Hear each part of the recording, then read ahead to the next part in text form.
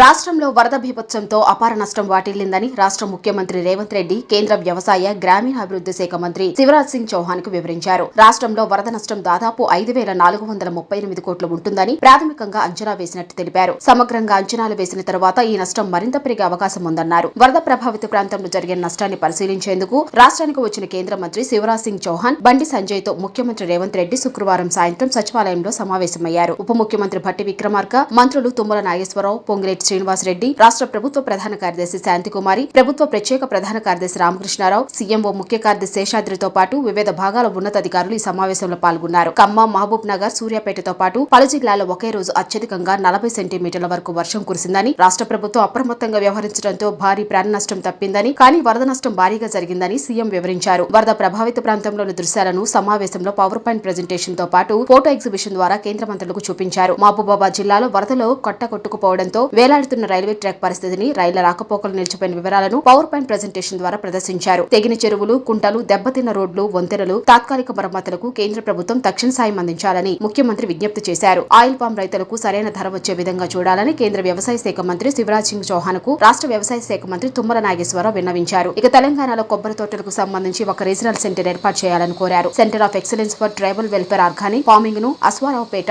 Tribal 9 tribal సెక్షన్లు ఏర్పాటు చేయాలని కోరారు. దీనికి సానుకూలంగా స్పందించిన చౌహాన్ త్వరలోనే తగు చర్యలు తీసుకుంటామని హామీ ఇచ్చారు. ఇక రాష్ట్రంలో వరదలతో దెబ్బతిన్న చెరువులు, కుంటల తక్షణ మరమ్మతులకు కనీసం 60 కోట్లు అవసరమవుతాయని, ఇప్పుడున్న నిర్ణీత రేట్ల ప్రకారం 4 కోట్లు కూడా విడుదల చేసే పరిస్థితి లేదని అధికారులు వివరించారు. ఏపీకి ఎలా సాయం అందిస్తారో అదే తీరుగా తెలంగాణకు కేంద్ర ప్రభుత్వం సాయం అందించాలని ముఖ్యమంత్రి కోరారు. విపత్తులు సంభవించినప్పుడు ఆపదలో ఉన్న ప్రజలకు సాయం చేసే విషయంలో రాజకీయాలకు తావులేదని కేంద్ర మంత్రి శివరాజ్ సింగ్ చౌహాన్ స్పష్టం చేశారు.